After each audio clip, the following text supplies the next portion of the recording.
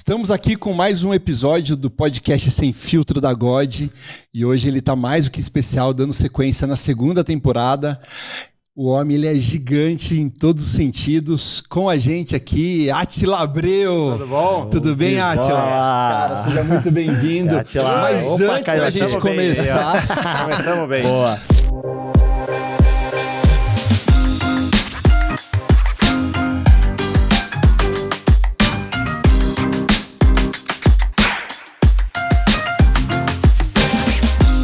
Ó, antes da gente começar a conversa, a pergunta é o seguinte: com filtro ou sem filtro? Olha, se até pra andar na terra eu não tenho filtro... Que isso, tamo junto!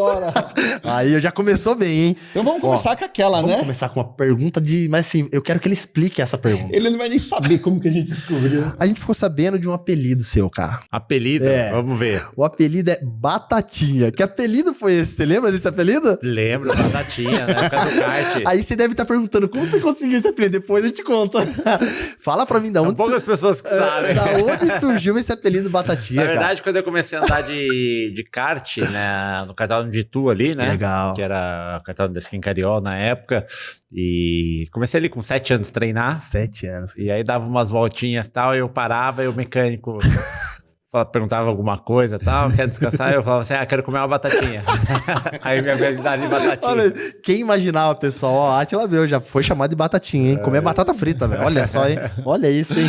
Ô, Átila, mas e da onde foi essa vontade de querer andar de kart? Como que começou essa história? Conta pra gente. Na verdade, começou de uma forma despretensiosa, porque ninguém da minha família tá envolvido com automobilismo. É comum, às vezes, pai, algum familiar ser envolvido com o esporte, né? E a pessoa ter uma ligação.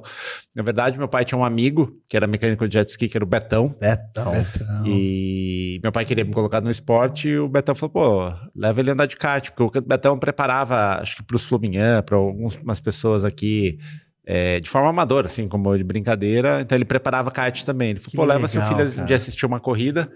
Aí meu pai me levou no cartódromo de Itu, eu gostei, ele me colocou numa escolinha. Que massa. Esse Betão, se eu não me engano, é aquele que mexia com jet ski, Isso, motor... isso tá vendo aí. que a gente tá esperto nessa história aí. Foi dessa maneira. Que legal, cara. O Betão tem um papel importante, então. Pô. Foi ele que apresentou o automobilismo pra nós. Que legal, que legal. Cara, é assim, ó, vou até pular um pouquinho aqui, mas eu quero falar uma coisa que mexeu com a gente quando a gente ficou sabendo. E eu queria que você explicasse pra nós essa história.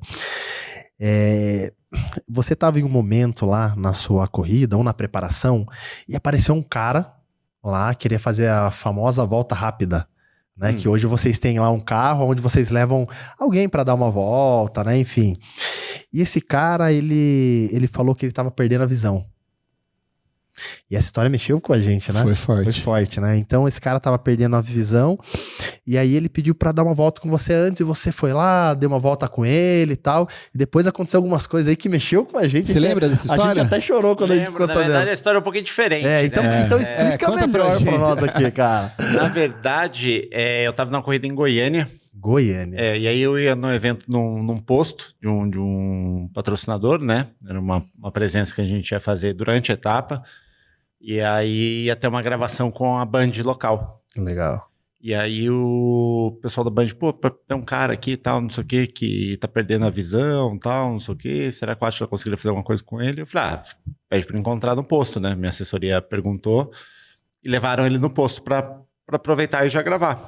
E aí chegou lá, assim, pra minha surpresa e tal, né? Não imagina o que pode acontecer e tal, não sei o que. E aí o cara, putz, uma clareza, assim, um cara super gente boa, tal, não sei o quê, e começou a contar um pouco a história dele pra mim, né? E basicamente foi assim, ele não tinha recursos financeiros, morava numa cidade do Nordeste, tudo, e veio pra Brasília, porque tinham falado pra ele que, pô, Brasília talvez tinha uma chance maior, tal, de conseguir fazer a cirurgia que ele precisava, e aí ele se instalou em Brasília e começou a fazer santinho, fazer os corre pra tentar juntar um dinheiro. E não tava conseguindo, né? Porque era uma cirurgia cara e tal. E aí um dos conhecidos falou pra ele, pô, vai ter corrida de Stock Car, tem uns caras meio conhecidos, por que você não vai lá e tenta fazer alguma coisa, né? Caramba. E ele pegou o ônibus de Brasília pra Goiânia, tal, não sei o que, chegou na porta do autódromo. E aí chegou na porta do autódromo, não deixaram ele entrar, porque não tinha credencial e tudo mais, mas aí os seguranças e tal, acho que ele foi conversando com os caras, ele tinha 10% da visão. Meu Deus. Aí falaram, pô, você não pode entrar, tá? Mas por que você não vai na Band? Quem é quem transmite o evento? Às vezes alguém na Band Pode.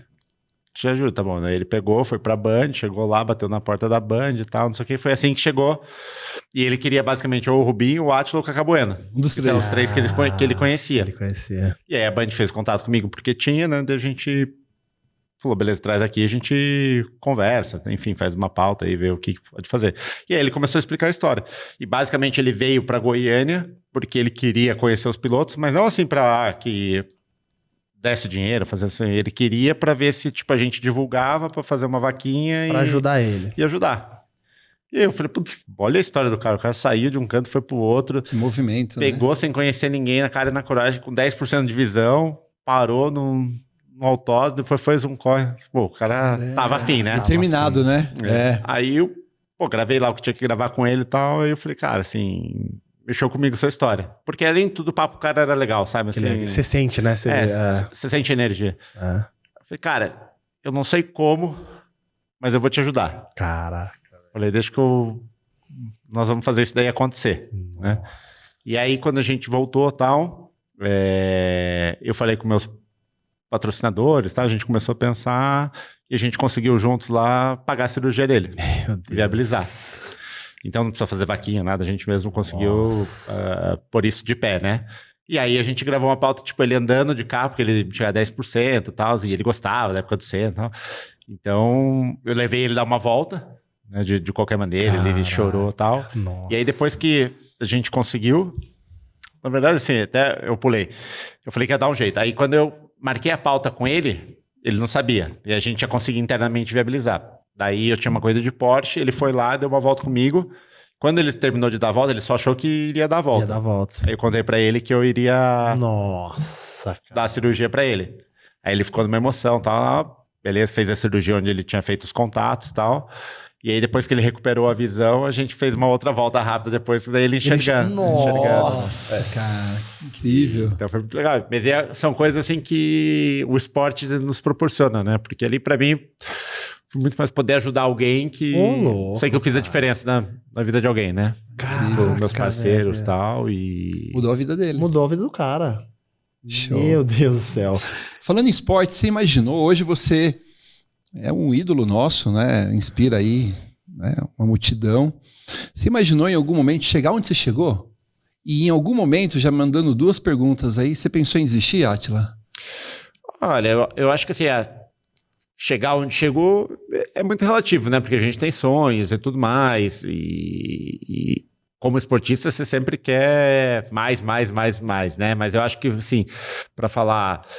Quando eu comecei a correr e imaginar que isso seria a minha vida, né, que seria a minha profissão, não imaginava. Óbvio que depois, no começo do kart, no segundo, terceiro ano, você começa a ganhar os títulos, já era o que eu gostaria, né? Você gostaria. E hoje eu posso dizer que eu sou realizado porque eu vivo daquilo que eu gosto de fazer, né?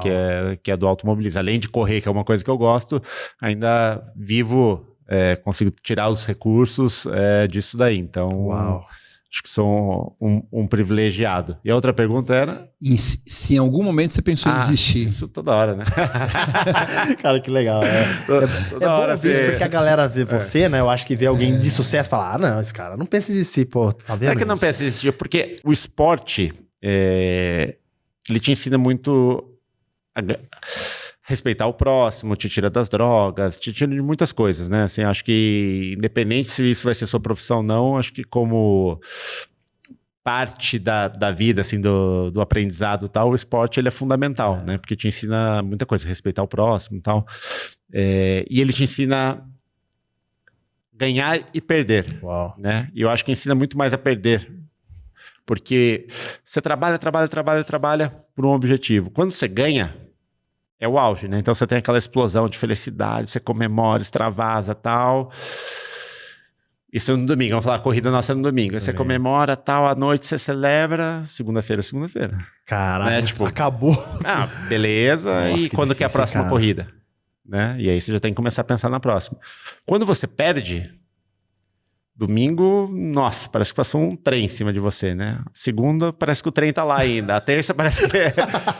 Então, ele voltou, a ele deu derrota, reta, né? ela te consome muito por um período muito maior, né? Porque você fica, putz, remoendo, aí você fala, tem que chegar à próxima corrida, eu preciso recuperar. A superação tal. constante ali, né? Então, a derrota ela é muito difícil, né? E aí passa de tudo. Você fala assim, putz, o que eu vou fazer? Pô, será que eu tô fazendo certo? Vai ficar remoendo pra fazer como que eu vou dar a volta por cima, como que eu vou superar. Nossa. Então não é questão assim, de desistir, né? Você fala assim, mas é que ela machuca muito.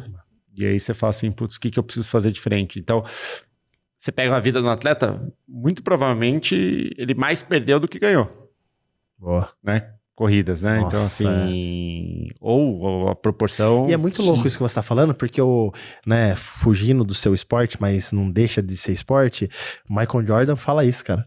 Ele fala que ele mais errou cesta do que acertou na carreira dele, né? Só que como ele errou muito, ele tentou muito, então a quantidade que ele acertou ainda foi maior do que os demais, né? Mas se for olhar quantas cestas ele acertou na carreira e quantas ele errou, nossa, ele errou muito mais, né? Então o esporte é bem isso mesmo, cara. Não Essa eu acho que teve um agora, constância. eu não vou lembrar os números, né? Mas eu vi o Roger Federer numa faculdade e tal, ele foi dar um speech lá e ele trouxe alguns números, né, da carreira dele. Da carreira. E ele falou assim, eu disputei tantos jogos profissionalmente, eu venci tantos pontos, eu ganhei tantos jogos. E aí você pega o número de vitórias que ele tem, né, que é maior do que a grande maioria, que é a proporção, mas elas são muito maiores do que os pontos que ele ganhou. Caraca, ele perdeu mais pontos do que ganhou. Olha isso, cara. Só que ele ganhou pontos mais decisivos. Nossa. Né? E aí, obviamente, ele teve mais conquistas, né? É bem legal. Quem tiver procurando... Que legal, cara. Que legal. Ele cara, traz alguns números. E assim, ó, tem uma história aqui também que a gente ficou sabendo. Você não tá tentando adivinhar não com quem a gente pegou essas histórias, não? Não tá passando na sua cabeça? Quem foi piada mãe que me quem foi? Ó, eu vou contar uma história aqui. A história é assim... quando você tava na Fórmula 3, né? Que daí você, pelo motivo lá de altura, né? Você parou e você voltou pra Sorocaba, né? Isso. E aí você começou a trabalhar com seu pai, inclusive aqui, né? No Vadeiras. E aí um amigo, se eu não me engano, Djalma Fogaça, é isso, né? Seu pai? E aí falou, pô, cara, né? Vamos levar ele lá pra fazer um treino lá em Londrina, lá no Ômega, é isso, né? No Stock Car. E aí seu pai falou assim, cara, quando a Átila veio pra cá, eu percebi que ele era muito dedicado, ele trabalhou, o menino sempre foi ajudou muito bem, muito ajudou aqui, muito né? a gente aqui, mas eu não via uma felicidade nele, assim, uma alegria nele. Inclusive seu pai contou isso pra gente com o olhinho, né, lacrimejando, assim, até mexeu com a gente, eu até brinquei com ele, falei, cara, não fala isso pra nós que a gente vai ficar chorando aqui. A gente ainda tá meio emotivo ainda. E o jeito que ele falou, cara, ele falou assim, eu via que ele não tava, assim, 100% feliz. E quando ele voltou a treinar Stock Car, que ele foi lá pra Londrina, nossa, cara, quando ele voltou pra cá, eu vi ele sorrir de novo, coisa que eu não via há muito tempo. E eu queria que você comentasse um pouco nessa fase da sua vida, quando você saiu da Fórmula 3, né? Devido a tudo que aconteceu, e você voltar pra cá, trabalhar com seu pai, todo dedicado, né? Você poderia muito bem voltar revoltado, vamos dizer assim. Mas seu pai não, seu pai falou que você era um menino dedicado, né? Alegre, assim, tal, mas ele sentia... Obediente, né? Mas ele sentia que você ainda não estava 100%, né? 100% feliz. E quando você foi pro Stock Car e voltou, ele falou, cara, agora meu filho tá renascendo de novo. E aí não parou mais. E como que foi, cara, essa fase da sua vida, cara? Porque quando eu tava na Europa, obviamente, e aí já correndo com o Vettel, Sim. com o Hamilton e tudo mais, tinha o objetivo de chegar da Fórmula 1. Sim. Né? E aí algumas coisas atrapalharam, a altura e tudo mais. E quando eu resolvi voltar, até por uma questão financeira e tudo mais, eu quis me afastar do automobilismo, porque é muito difícil com criança de 17, 18 anos assimilar isso daí. Eu não queria ficar... Foi muito difícil. Que negócio, vai ficar no autódromo, não sabe, errou. Falei, não, cara, vou desligar, e eu basicamente fiquei sem pisar no autódromo. E aí fui terminar estudos, fui começar a trabalhar aqui no Bandeira, a gente tava com um projeto grande, tinha acabado de comprar isso daqui e tal, né? Então, assim, tinha muita coisa para fazer. Eu falei, cara, vou me dedicar nisso, começar a fazer faculdade. E fiquei afastado de corrida. E aí o Djalma, o Ingo, o Hoffman também, que eu conheço e tal, mas principalmente o Djalma nesse momento, falou, pô, você não pode ficar parado e tal, vamos fazer um treino, vamos tal, não sei o quê. E eu relutei, falei, cara, eu vou.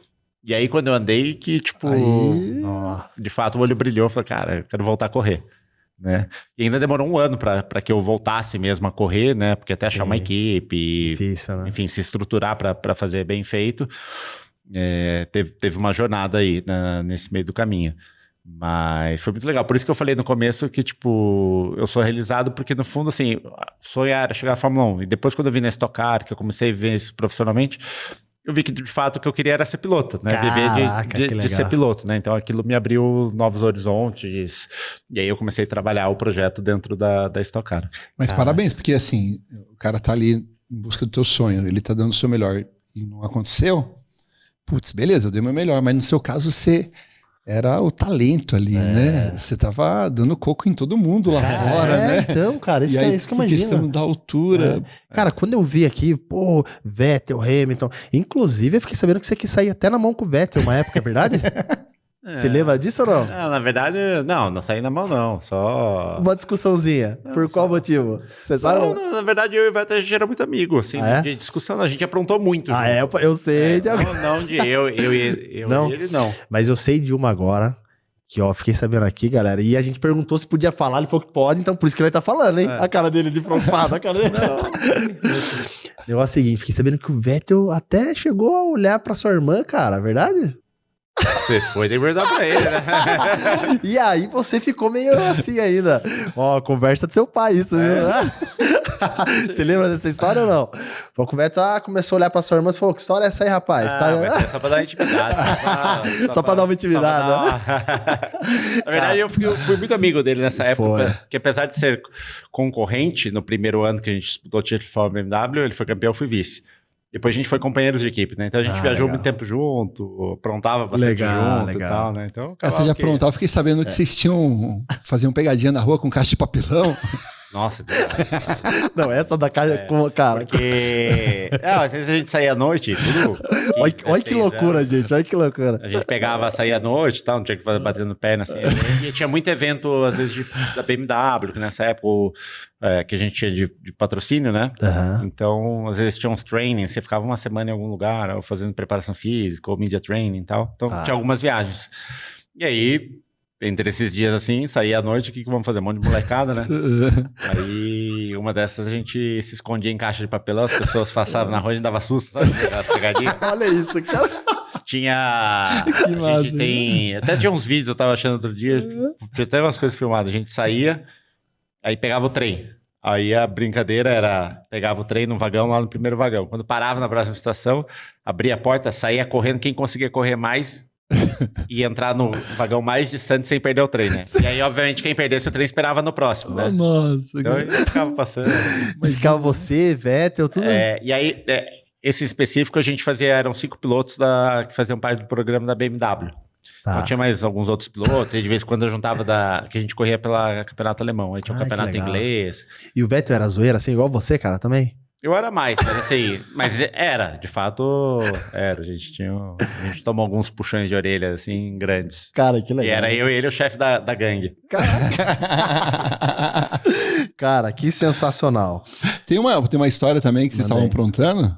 Como que é o nome do menino? Rui? Nossa, não. É o Rui, não? Que mancada. Você lembra dessa história? Não, existe o brasileiro de kart. Cara, vocês estavam lá no hotel. Olha essa história que a gente ficou sabendo, eu vou falar. Hein? Quem contou a história pra nós foi sua mãe, hein, cara.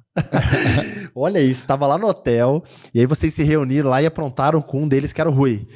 Tinha um Ruizinho, o Ruizinho era meio afastado. Não, era Rui, né? Não, sim, Rui, o nome dele era Rui.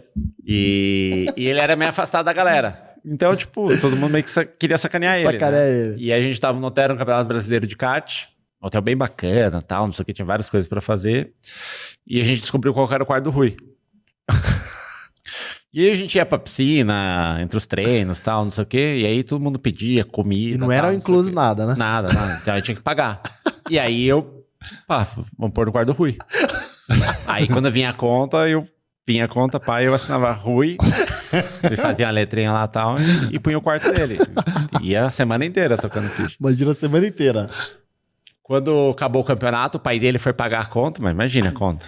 Uns 8 garotos comendo todo dia na conta do Rui. O pai dele subiu, não, que meu filho não fez isso, não, foi, ele assinava todo dia, chamar um, chamar outro e tal, até que um pegou e falou assim, não, é o seu filho, que ele tinha 3 pintinhos no rodeio, eu tenho 3 pintinhos no rodeio. O Pintinho entregou você, cara. Ele me entregou, aí foram na veia, né? Lá tá, já busca o Átila lá. E a conta veio tudo pro São João. Ah, nem sei como que ele fez pra acertar. Já não lembro. Já era muito novo pra acertar. Ô, Átila, sabe o que é engraçado, cara? Quando a gente marcou com você essa entrevista, eu conversei com alguns amigos, eu falei, cara, a gente vai fazer um podcast com o Átila.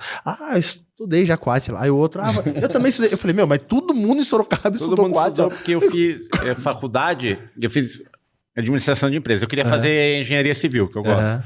Mas aí, por causa de corrida, eu já tava correndo, era muito difícil, muito... Assim, eu perdi... como eu viajo muito, perde muito e tal. E aí eu comecei a fazer faculdade numa instituição de ensino. Aí tava tendo problema de agenda e tal, daí eu troquei para outra. E eu perdi várias matérias, porque não dava a mesma carga horária. Então, a faculdade que eu tinha que fazer 4 anos, eu fiz em 7. Então tá explicado. Eu conheço um monte de amigo que falei, já estudei 4. Não, e aí, assim? Como eu tinha viagem e tal, então eu ficava pegando matéria de outro curso pra encaixar, sabe? Foi tudo zoneado, né? Caraca. Então eu estudei com muita gente. Mas eu fiz um curso só, é que eu... Aí, pra conseguir encaixar uma matéria que faltava, eu fazia no de... sei lá, curso de economia. Aí a outra era no de ciências sociais, sabe? Porque então, assim, as pessoas que falaram era curso diferente. Falei, caramba, mas ele fez quantos cursos aí? E eu caí no curso de todo mundo lá. Todo mundo estudou comigo um pouquinho. Nossa, que bacana, cara, que bacana. Ô, Átila, falando um pouquinho da parte do empreendedorismo, hoje, além de você ser referência, né, como atleta, como piloto, você tem um movimento muito grande aqui em Votorantim que impacta centenas de empresários. E a gente escutou uma história há pouco que achei muito impactante, que esse movimento de transição da tua família, porque eles vieram de outra área, né, da confecção. E, inclusive, você ajudou eles nesse movimento de vender a marca, de ajudar aqui. Como que foi essa questão de se envolver tanto no empreendedorismo e chegar onde você chegou hoje com essa potência que é o Bandeiras? Olha, na verdade a história toda começou com meu pai... Meu pai é um batalhador, né? E um visionário também. E ele começou a vida como representante comercial, depois abriu uma confecção, né? E a confecção, assim, basicamente não tinha sucessão, porque eu não queria tocar aquilo, eu estava meio envolvido com automobilismo também e tal, então eles iriam tocar e confecção é um negócio muito, muito difícil, assim, né? É trabalho, né?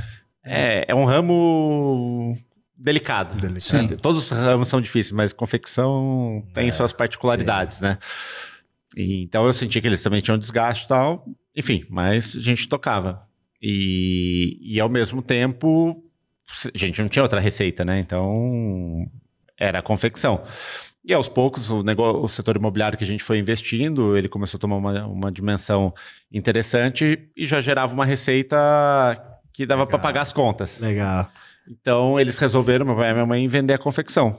E aí, obviamente, naquele processo de tentar vender, que é alguma coisa que não é de hoje para amanhã, né? Demora anos e tal. Eu arrumei o patrocínio, quando eu já estava correndo Stock Car, de uma marca feminina que chama Grupo Morena Rosa. Legal. Eles estavam abrindo uma linha masculina que chamava Zinco. E eu, de um evento, conheci o pessoal. Eles fizeram uma corrida para experimentar o patrocínio na Stock Car, né? Porque a Stock Car, ela gera muito relacionamento, né? Fora a visibilidade de TV, essas coisas, tem muito a ver com o relacionamento. Aí fizeram uma etapa, gostaram, me chamaram. A sede fica em Cianorte, no Paraná, interior do Paraná. Eu fui lá, assinei um contrato para até o restante da temporada. E aí, batendo papo, o que vocês fazem e tal. Falei que minha família tinha uma confecção, só que era do ramo infantil, né? Meu pai tinha uma confecção que chamava Joy. E era basicamente infantil. Beleza, tá, não sei o quê. Numa próxima corrida, meu pai foi com a minha mãe e o dono dessa confecção, Marco, também foi com a família dele e tal. E eles saíram jantar e meu pai vendeu a confecção pra eles. Olha! Caraca! Então, basicamente, você fez a conexão ali, então. Foi pelo automobilismo, né? Olha, que louco, cara. E aí, depois disso, a gente focou 100% no Bandeiras, né? Então, o Bandeiras recebeu a atenção que tem hoje para se transformar no empreendimento que se transformou. Depois que a gente voltou tudo para... Não, e olha que interessante, né? foi vendido a empresa através de uma conexão, e hoje o que Bandeira mais gera aqui dentro é conexão. Não é, cara? Olha que doido, cara. Olha que legal. Isso em 2008. Foi 2009. 2009. Mas se você pegar o projeto do Bandeiras lá atrás, totalmente disruptivo, né? Totalmente. Olha que Mas o Bandeiras mudou muito no longo da sua jornada, né? Quando a gente montou, tinha a ideia do Bandeiras, a gente tinha uma ideia de ser digamos assim, com esses condomínios logísticos que a gente vê na estrada, né? Porque isso não tinha no Brasil. E eu, como tinha acabado de voltar da Europa, eu já vinha isso em alguns lugares que eu tinha ido e tal. Então era essa a nossa ideia, até pelo tamanho dos galpões e tudo mais. Então quando a gente montou aqui, e foi muito também para trazer a confecção que a gente tinha, tal, que a gente queria centralizar, a gente tinha essa visão. Uau. Depois que a gente vendeu e tudo mais, com o passar do tempo, foram saindo esses condomínios pela estrada e tudo mais, a gente começou a perceber que, até pela nossa posição, que a gente está a 500 metros da prefeitura, 1 quilômetro do shopping, prefeitura, corpo de bombeiro, delegacia, tudo a menos de um raio de 1 quilômetro, a gente percebeu que o nosso público era outro. E aí a gente começou a fomentar muito mais essa parte de ser um centro empresarial, né, que a gente tem desde o galpão, né, grande, pé direito 12 metros e tudo mais, até salas comerciais, salas menores, tem rádio, tem até galeria de arte. Eu falo que vocês conseguiram criar algo aqui dentro, que tem uma energia, né? Você entra aqui... Então a gente mudou a rota no meio do caminho, né? Porque a gente não foi planejado, né? Você foi ajustando. A gente tinha uma visão... que ela existe até hoje, assim, a gente tem clientes, né, nesse modelo, mas a gente começou a mudar um pouco a rota e tem sido muito um sucesso, né? Porque as pessoas vêm, estão encantadas, e cada vez mais empresas vindo, mais relacionamentos são gerados aqui. Hoje o Bandeiras está com cerca de 140 empresas. Uau! 1.500 pessoas que trabalham aqui dentro, né? Que passam todo dia. É um faturamento bem representativo para o município de Votorantim que a gente está, em termos de arrecadação, tudo. Então se transformou num negócio muito, muito bacana. Sabe o que é legal? Assim, a gente tem alguns amigos que têm negócio aqui e começaram pequenos. Então a gente tem alguns, por exemplo, que começaram com uma sala pequenininha e hoje estão num ambiente só deles aqui dentro. E assim, você fala assim, cara, o Bandeiras me ajudou a crescer. A gente fez muitos negócios aqui dentro, então, e quando a gente veio pela primeira vez aqui, a gente sentiu, uma energia diferente, né? Só quem tá aqui para falar, caramba, eu preciso estar com o meu negócio lá dentro e tal. Então, quando a gente escuta esses nossos amigos que começaram pequeno ali, com uma salinha pequena, depois dobraram e já estão com um espaço só deles, por exemplo, assim, cara, realmente o movimento de network ali é incrível, é diferente, né? E o Bandeiras tem uma coisa muito legal, que fora o networking e tudo mais, a gente tem espaços de diversas maneiras, de diversos tamanhos e tudo mais. Então, já aconteceu inúmeras vezes, porque todo negócio é cíclico, né? Então, o cara começa com uma salinha pequena, ele precisa aumentar. Ele aumenta aqui dentro. A gente já chegou a ter clientes assim, teve uma oportunidade, uma promoção no fornecedor dele, o cara queria se estocar para comprar barato, só que ele não tem onde armazenar. A gente alugar um espaço por um período de 3 meses, então ele compra, se beneficia daquilo lá e depois devolve o espaço, sabe? Então a gente sempre tenta trazer uma facilidade para que prospere o negócio dos nossos parceiros, né? Então a gente já teve empresas que mudaram 4, 5 vezes de tamanho aqui dentro. Caraca, cara. O cara estava num espaço, sempre vai para outro. Flexibilizar ali.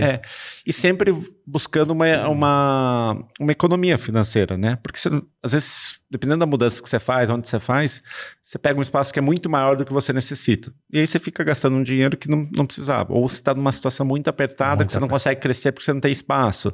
Caraca. E aqui, basicamente, você consegue ter o espaço ideal. Porque como a gente tem salas de reuniões fora para alocar, auditório, muitos dos espaços que as empresas precisam, ela não precisa estar de fato pagando por aquilo ali, né? Ela pode ter um espaço menor, mais enxuto, e usar a estrutura de fora por demanda. Uau. Então ela tem uma demanda, ela precisa crescer, precisa fazer um evento específico e tal, ela vai lá, aloca aquele espaço conforme ele precisa, e aí vai otimizando todos os recursos, cara, dentro da companhia. E assim, falando um pouco do Átila atleta, né, empresário, filho, né? A gente teve a oportunidade de conversar com seu pai e com a sua mãe. Cara, é incrível, assim, eu queria até te parabenizar, porque você vê no olhinho deles a alegria que ele tem quando fala de você, né? A gente sentiu isso, né? Até mexeu com a gente um pouco também isso. E aí eu queria saber um pouco, cara, porque assim, a gente percebe que você é um cara do povo, vamos dizer assim, um cara que fala com todo mundo. Eu vejo você andando aqui às vezes e falo, caramba, simples, humilde, né, cara? Vem aqui, aí abraça e tira foto e não sei o que e tal. Cara, como que é você com a sua equipe hoje? Porque hoje você tem uma equipe que eu não sei quantas pessoas são lá na sua equipe lá do Stock Car. São quantos lá? Aproximadamente 20 pessoas. 20 pessoas. Como que é o seu relacionamento com eles, cara? Da mesma maneira. Na verdade, eu acho que a gente é o que a gente é, né? É difícil você ser duas pessoas, uma de um jeito, outra de outro, né? Eu sempre procuro muito me colocar no lugar das pessoas, né? Então, assim, legal. Independente da função que a gente esteja, na posição que a gente esteja, todos somos seres humanos, temos as mesmas habilidades, competências e tudo mais, né? Então, às vezes assim, erra um pit stop, né? E, pô, eu tô lá dirigindo, eu não faço o pit stop necessariamente, né? Mas quando você vai, em vez de ficar bravo, brigar com o cara, você já tentou fazer um pit stop? Já sabe a dificuldade que é? Caraca. Entender um pouco o lado da outra pessoa também. Óbvio que a gente tá numa competição, sim, a gente quer o melhor de todo mundo. Como a equipe vai me cobrar, eu vou cobrar eles também. No calor de emoção ali também, né? Às vezes mas quando você entende um pouco o outro lado da pessoa, fica muito mais fácil de você assimilar tudo, né? E até tentar otimizar isso daí, como melhorar os resultados e tudo mais. Então, o fato de eu cumprimentar todo mundo é porque meus pais me ensinaram isso, né? Ter educação, cumprimentar as pessoas não custa nada. E eu acho que assim, a gente se surpreende, né? A gente sabe quem tá do outro lado, o quão importante é para uma pessoa ver, às vezes, alguém que é mais conhecido ou não, né? Cada pessoa tem uma reação, cada pessoa... Então, assim, tratar bem as pessoas não custa nada, né? E independente se aquilo pode gerar algo financeiro, pode gerar trabalho, ou simplesmente ser educado com outra pessoa, né? Então, acho que... Esse é o mínimo, né? É o mínimo. Mas quando a gente... Parte desse princípio, né? Quando a gente fala dessa simplicidade, dessa humildade, a gente... deu uma volta aqui dentro e é muito legal, né? Então quem não conhece, fica aí o convite para conhecer aqui. Tem uma história aqui, a timeline do Átila. E assim, é um quadro mais incrível do que o outro. Mas tem um que chamou muita atenção e tem a ver com essa questão da simplicidade. Tem um quadro que o seu pai tá embaixo comemorando, aí você tá no pódio do lado da Renata e tá o seu time inteiro. Então ali mostra, cara... Foi o Átila que ganhou, o time ganhou, né? Sim. Todo mundo ali fez parte, teve o engajamento de todos ali naquela vitória. Então eu falei assim, cara, esse quadro, até se puder, né, colocar ele aqui na edição, esse quadro aqui, ele é incrível, acho que remete muito a essa tua... Cara, não tô sozinho aqui não, meu time tá comigo. É uma equipe, né? Não tem como o piloto ganhar e... Por si só, eu não preparo o carro, né? Talvez a parte mais trabalhosa num carro de competição é o trabalho que é feito na oficina, né? Uau. O trabalho minucioso, sabe? De buscar todos os detalhes e tudo mais. Então, quando você tem uma vitória é uma equipe, quando você tem uma derrota é uma equipe também. Caramba. Óbvio que você pode ter, numa situação, alguém que fez um pouco mais de diferença ou não, mas, no fim, é uma equipe, né? Porque só uma pessoa eu posso fazer a melhor corrida do mundo, né? Posso ser o melhor piloto do mundo. Se eu não tiver um bom carro... E tem a questão... Coloca o Verstappen para andar hoje na Williams, não vai ganhar. É verdade. Isso mesmo. É verdade. Então, assim, você tem que ter o melhor piloto, a melhor equipe. Que legal. Pra, se tudo der certo, você ganhar. Pra se tudo der certo, você ganhar. Sim, olha, tudo der legal, certo, cara. E assim também, o que adianta, né? Você pode até ganhar, mas subir no pódio sozinho, acho que deve ser ruim, né? Sozinho, sem ninguém do lado, né? A equipe, a vibração é sempre... É muito legal, né? Legal. E mudando de assunto aqui, a Renata te cobra muito? Como que é no dia a dia ali? Tem que estar no pódio, tem que ganhar? Como que ela é isso? Também é competitiva. Amor, viu? Ô, louco, amor. Se aquela curva lá se demorou a fazer. Isso sim, mas acho que quem mais me cobra mesmo sou eu mesmo. Você mesmo. Família, namorado, todo mundo tá torcendo. Fica feliz com as vitórias, com as derrotas e tudo mais, mas a você cobrança... que cobra mais. Cara, e assim, até puxando o gancho aqui, falando da Renata, né, a gente sabe que a Renata, nossa, hoje acredito que em ramo de esporte, a mulher, eu acho que é assim, a que mais tá em alta, eu acho, assim, né? Que ela é uma profissional excelente. Como entende de futebol, né? Entende, não só de futebol, mas qualquer esporte, assim. Eu vejo ela hoje como... Eu não sei se tem alguém na altura dela hoje, sendo bem sincero e sem demagogia. E falando do Átila, também, né? Então, ou seja, os dois numa altura profissional muito boa. Só que assim, cara, eu entendo que a vida de vocês é uma loucura, é uma corrida, literalmente, contra o tempo, né? Enfim. E como que vocês administram isso, cara? Agora eu tô falando de Átila e Renata, né? Esqueceu o profissional, vocês como casal. Mas, cara, como que vocês administram isso, cara? A gente só se vê final de semana, cara, é loucura, é no celular, amor, tá tudo bem aí, tá tudo... E assim, é assim, cara, essa loucura? Na verdade, sim, acho que a minha vida é mais corrida do que a dela, né? Porque como ela tem o programa ao vivo de segunda a sexta, então basicamente ela tá na casa dela, Band, casa, Band, e assistindo os jogos, né? E final de semana que ela acaba tendo livre. E geralmente final de semana é quando eu tenho corrida. Né? Então, algumas corridas de vez em quando ela vai, mas também precisa ver as coisas que tem a malha aérea para que se perde um voo, se fecha um aeroporto, ela perde o programa no outro dia, né? Então, tem um risco muito alto. Né? Então é mais fácil as corridas que são mais próximas. Mas basicamente se falar todo dia e quando bate a agenda, tipo, eu tenho um evento amanhã numa cidade próxima de São Paulo. Aí acabou o evento, em vez de voltar pra cá, eu vou pra casa dela, tal, não sei o que, passo lá, do outro dia eu venho aqui pro Bandeiras, né? Cara, que legal, cara. Então, eu vejo assim que às vezes, né, eu vejo que às vezes vocês postam lá andando de bicicleta. Então assim, o tempinho que tem, vocês se curtem. Isso que é importante, né, meu? Isso que é legal, porque a vida de vocês não é fácil não, cara. Né?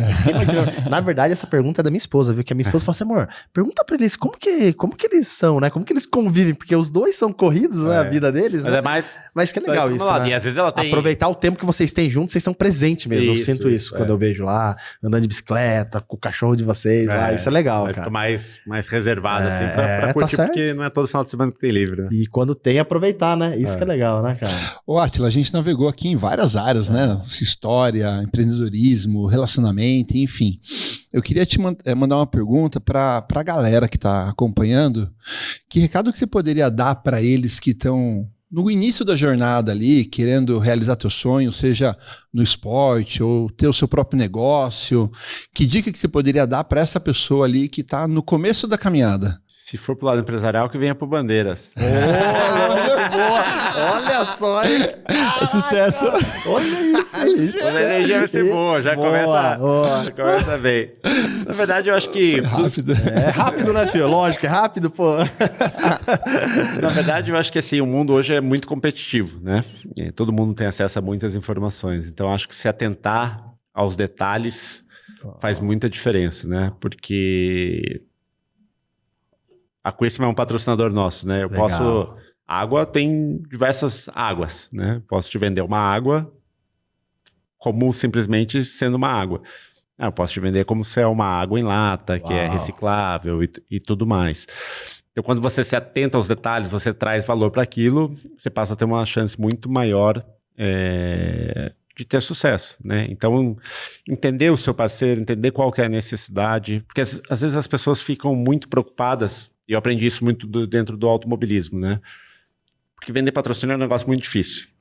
E eu, basicamente, dentro da minha operação, eu vendo os patrocínios, aí tudo que eu capto de patrocínio, eu chego, contrato uma equipe, e a diferença entre o que eu paguei para a equipe e o que eu arrecadei é meu salário. Então, assim, eu quero ganhar mais dinheiro.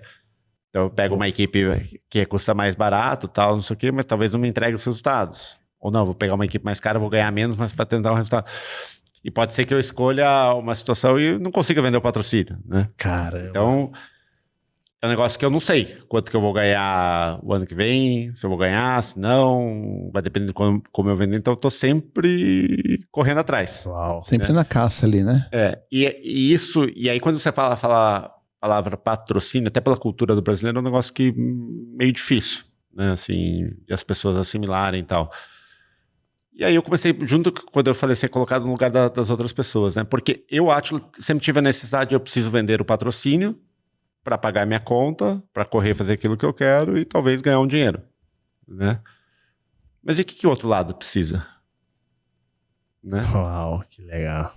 Ele precisa pagar para o Átila correr? Porque o Átila gosta de correr? Não. Ele quer ter algum retorno. Qual que é o retorno que ele quer? Exposição de marca, relacionamento, tal. O que é importante para essa empresa? Então, quando eu começo a vender a solução, fica muito mais fácil de eu ter sucesso. Sensacional. Né? Então, não é o Átila que precisa vender o patrocínio, eu preciso trazer uma solução para os meus parceiros. Uau. Né? Então esse é um detalhe. Muda o jogo. Muda o jogo. É um detalhe. Uau, que É legal. o que o seu parceiro, o que o seu cliente precisa, não o que você precisa. Uau, É. sensacional. Eu já tive uma situação assim, de gerente de banco me ligar. Falar, Átila, me ajuda com uma coisa aqui e tal, não sei o quê. Mas o quê? Ah, compra tal produto. Mas por que eu vou comprar tal produto? Não, porque eu preciso bater minha meta. Putz. E eu com Então, isso. Você precisa bater sua meta, eu preciso comprar um produto que não me interessa em nada. Caraca. Porque eu que tenho legal. zero interesse. É que isso é normal, né? Os caras não entendem isso, né, E cara? perdeu como cliente. Perdeu um cliente. É isso aí. Não, ela só não me vendeu como eu fui para outro banco. Uau.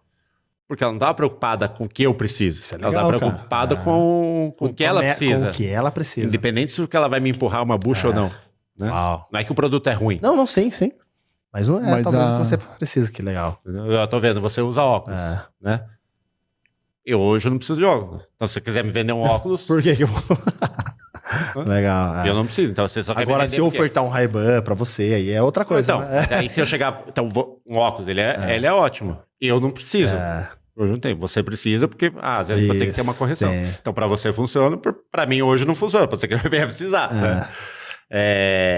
Então, é diferente. Legal. Né? E aí, se ele quer vender o óculos, não adianta ele querer me empurrar só porque ele precisa. Legal. Não? É uma necessidade que talvez uma outra pessoa precise. Uau. Então, entender o que cada pessoa precisa para atingir os objetivos. Uau. E aí você ganha um parceiro. Exato. Né? E aí, quando você ganha um parceiro, fica muito Nossa, mais aí fácil fica disso tudo- ser duradouro. Fica leve, né? Isso aí. Leve. Gera valor. Ou seja, vender a verdade, né? Vender Porque- a verdade. É cíclico, né? Hoje eu preciso de uma coisa, amanhã eu preciso de outra e tudo mais. E se você é um cara que está sempre trazendo as soluções, você vai ter um parceiro por um Caraca. longo período, né? Então acho que é muito mais olhar por essa visão. Você está começando um negócio, entender a necessidade dos outros. Legal. Ô, Átila, você tem algum sonho, cara, que ainda você não realizou? Ser campeão da Stock Car. Uau. E assim, você já mentalizou isso já ou não? Já, inúmeras Ah. vezes. E como que é esse sentimento, cara? Cara, vai ser uma festa doida. O Bandeira vai ficar de ponta cabeça aqui. Vai ser uma rave aqui. A gente vai estar junto, então, porque esse tem que momento tá- vai chegar. Eu vejo isso porque assim, a gente ficou vendo lá seus quadros e tal. Eu falei, caraca, velho. Tem muito amor ali, né, cara? Quando isso Dedicação. acontecer, isso aqui vai cair, as paredes vai tremer, cara. Que legal. E a gente acredita muito nisso na mentalização, de mentalizar. E a gente ficou sabendo também quando seu pai veio aqui ver o terreno, né? A sua mãe conversou com a gente, ela falou assim, nossa, meu marido veio aqui ver o terreno, ele ficava mentalizando, né? As coisas, como ia ser e tal. E hoje, cada vez que eu venho aqui, eu falo, eu fico olhando. Sua mãe falou hoje pra gente, falou assim, nossa, eu fico olhando e às vezes em almoço de domingo tá eu e o João lá e a gente fala, amor, nossa, você tem noção quantas famílias a gente impacta lá, né?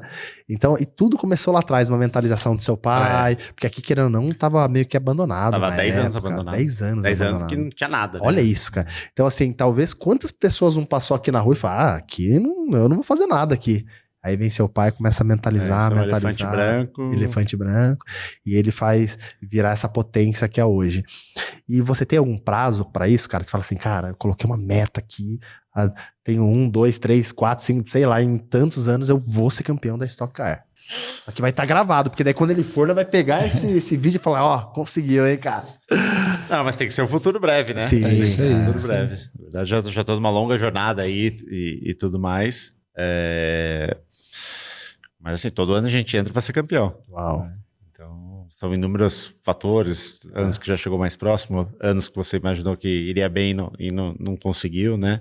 E todo ano a gente está acertando os detalhes para tentar toda a competição ter mais chances, né? Uau. E é muito louco, porque você pega assim, teve até um caso esse na última corrida agora, o Rafael Suzuki, foi meu companheiro de equipe, tudo, ele trocou de equipe e ele estava liderando o campeonato. E ele chegou nessa etapa, era uma etapa tripla, e o carro dele quebrou as 3 corridas. Ele saiu da etapa acho que tá em 9º, 8º, 9º. Não é muito... Caramba, né? O cara fez tudo direitinho, tal, não sei o que, tá liderando. E aí um final de semana acontece alguma coisa... né? Então, você pode ter o melhor carro, pode ter a melhor situação, tudo, mas Tem uns no imprevistos. campeonato né? ganha quem erra menos. Uau. Né? Quem conseguir ser mais assertivo, né? Então, da mesma maneira que eu tô batalhando para fazer tudo certinho e ter os melhores resultados, tem mais outros 29 pilotos fazendo a mesma coisa, né? Cara, eu percebo que você tem não só energia, mas uma essência muito forte em questão de coletividade, né? E tem um amigo em comum nosso, o Willy Morales, que ele fala muito isso. A gente fez um evento junto e ele colocou uma frase lá que mexeu comigo e mexe até hoje, que diz assim, ó: o competitivo nunca vai ganhar do colaborativo. Olha que louco isso, né? Aí ele, né, explicou um pouco essa frase que o colaborativo, onde tem união, sempre vai ganhar da pessoa competitiva que é no individual. Grande Willy. E aí eu olho pra você, eu vejo muito isso, apesar da competitividade, né, que a corrida tem, e tem que ter mesmo, claro, mas eu vejo você, assim, um cara que preza muito por pessoas, né? Então, eu não tenho dúvida, cara. Eu vou chutar aqui, vamos pôr uma data aqui pra ele ser campeão da Stock Car ou não? Ano que vem, esse ano. Até o ano que vem? Até o ano que vem? Cara, ó, até o ano que vem. A mente dele já chegou, cara, super humilde, tá no processo, tá ajustando, apertando os parafusos. Vai acontecer, pô. Vai acontecer, cara, vai acontecer. Já tô mentalizando, ele tá mentalizando ele ganhando, a gente tá mentalizando a gente na festa aqui com ele. Boa. E assim, a gente já tá partindo aqui pro final, mas a gente queria te falar, Atila, a gente tava conversando aqui, o Dan, a gente veio até um pouco antes pra tomar um café aqui, aliás, um delicioso café aqui, né? E a gente tá falando um pouco sobre você, a gente falou assim, caramba, né? A gente começou a ver várias coisas suas, né? A gente observou muito você. E principalmente no início aqui, quando a gente foi almoçar junto aquele dia, lembra? Lembro. Que a gente tava com a Débora, da Vitafor e tal. E posso falar Vitafor? Porque agora você é garoto Vitafor, né? Você é nosso padrinho, né? Padrinho Vitafor. Mas assim, e eu lembro que eu falei assim, eu cheguei em casa, aí eu contei pra minha esposa e tal, a minha esposa falou assim, nossa, amor, mas peraí, você almoçou com o Atila? Como assim? Eu falei, amor, no início eu também fiquei meio assim, falei, nossa, vou almoçar com o Atila, ele convidou a gente pra almoçar e tal. Mas depois eu olhei e falei, cara, pensa um ser humano, cara, como a gente, humilde pra caramba e tal, né? E não sei se você vai lembrar disso, você deu um carrinho, né? Pra mim, eu dei pro meu filho. E meu filho, assim, cara, ele é apaixonado até hoje. Ele fala, pai, o carrinho do Atila, nem sabe, que nunca viu você. Oh, vai, mas, quem sabe, né, ele não vai ser o substituto tá do vendo? piloto. Mas assim, o seu carinho, sabe? Você pegou lá o carrinho, ó, leva lá pro seu filho, deu pra Débora, também leva lá pro seu filho e tal. Então, assim, essa humildade sua, cara, ela contagia, né? E eu gosto muito de, assim, sem falar de religião aqui, mas sim de espiritualidade. Você já ouviu falar aquele ditado que diz assim, que não é um ditado, né? Tá na Bíblia, né? As pessoas falam assim, ó, os humilhados serão exaltados. E muita gente confunde isso. As pessoas falam assim, os humilhados serão exaltados. Mas não é isso que tá escrito lá. Lá tá escrito que os humildes de coração, Deus vai exaltar. Porque tem muita gente que é humilhado a vida inteira, mas também é orgulhoso, né? Então, por conta disso, cara, nunca vai chegar onde quer. Agora, quem é humilde de coração com as pessoas, ama o próximo e tal, aí sim, esse Deus olha e fala, ah, cara, esse cara vai estar lá no primeiro pódio um dia. E eu vejo isso muito em você, cara, sabe? Essa humildade sua, esse brilho no olhar. Quem somos nós aqui, né? A God, a gente fala que a gente tá 1 ano e meio com a God e você aceitar um convite nosso pra estar aqui hoje, cara. Pra papo legal, né? Pra gente, assim, é uma honra, cara. Você não tem noção.